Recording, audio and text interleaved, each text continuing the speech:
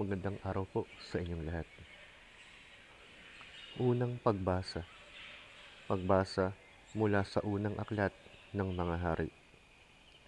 Noong mga araw na iyon, tumindig si Solomon sa harap ng dambana ng Panginoon. Itinaas niya ang mga kamay at nanalangin ng ganito: Panginoon, Diyos ng Israel, sa langit at sa lupa'y walang ibang Diyos na tulad ninyo. Tapat kayo sa inyong mga pangako, sa inyong mga alipin. Walang maliw ang pag-ibig na ipinadadama ninyo sa kanila, habang sila'y nananatiling tapat sa inyo. Maaari bang manirahan sa lupa ang Diyos, kung ang langit, ang kataas-taasang langit, ay di sapat na maging tahanan ninyo? Ito pa kayang hamak na tahanang aking itinayo?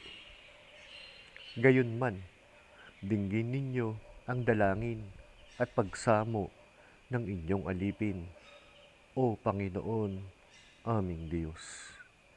Dinggin ninyo sa araw na ito ang panawagan ng inyong alipin. Huwag ninyong iwaglit sa inyong paningin araw-gabi ang templong ito. Yamang kayo ang may sabi na ang pangalan ninyo'y mamamalagi rito. Sa gayon, maririnig ninyo ang bawat dalangin ng inyong alipin tuwing mananalangin sa pook na ito.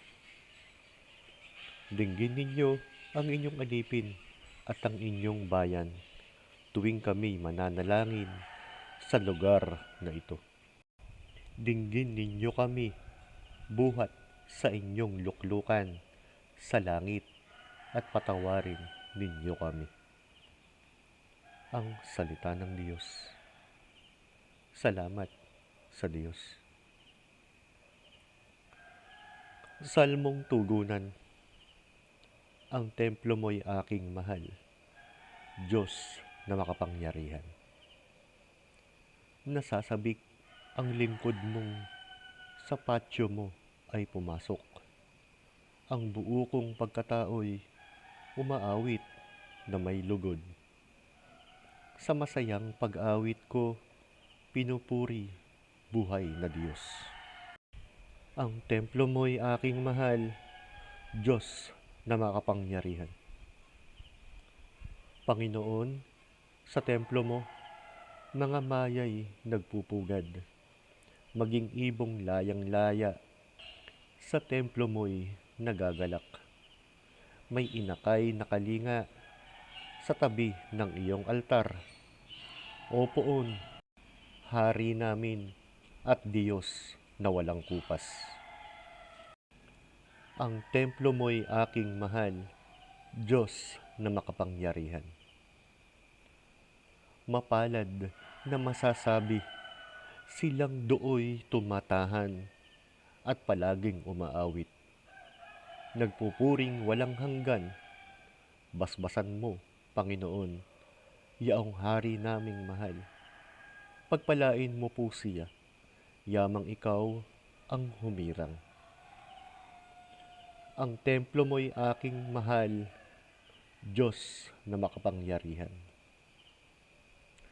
Kahit isang araw lamang, gusto ko pang sa templo mo, kaysa 1,000 araw na iba ang tahanan ko. Gusto ko pang maging bantay sa pinto ng iyong templo, kaysa ako'y mapasama sa masasamang mga tao. Ang templo mo'y aking mahal, Diyos na makapangyarihan. Ebanghelyo.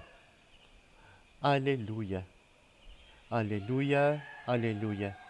Sa salita mo akitin ang puso ko at loobin, nang ikaw ay aking sundin. Aleluya, aleluya. Ang mabuting balita ng Panginoon ayon kay San Marcos. Papuri sa iyo, O Panginoon. Noong panahong iyon, may mga Pariseo at ilang eskribang galing sa Jerusalem na lumapit kay Jesus. Nakita nila na ang ilan sa mga alagad ni Jesus ay kumain nang hindi muna naguhugas ng kamay sa paraang naaayon sa turong minana nila. Ang mga Hudyo, lalo na ang mga Pariseo, ay hindi kumakain hanggat hindi nakapaghuhugas ng kamay ayon sa mga turong minana nila sa kanilang mga ninuno. Hindi rin sila kumakain ng anumang galing sa palengke nang hindi muna ito hinuhugasan. At marami pang ibang minanang turo ang kanilang sinusunod, tulad ng tanging paraan ng paghuhugas ng mga inuman, ng mga saro, ng mga sisidlang tanso, at mga higaan. Kaya't tinanong si Jesus ng mga Pariseo at mga eskriba, bakit hindi sumusunod ang mga alagad mo sa mga turo ng ating mga ninuno? Kumain sila nang hindi man lamang naghugas ng kamay ayon sa paraang iniutos. Sinagot sila ni Jesus, tama ang hula ni Isaias tungkol sa inyo. Mapagpaimbabaw nga kayo, gaya ng kanyang isinulat. Paggalang sa handog sa akin ng bayan ko'y paimbabaw lamang, sapagkat sa bibig at hindi sa puso ito bumubukal. Pagpurit, pagsambang ginagawa nila'y walang kabuluhan.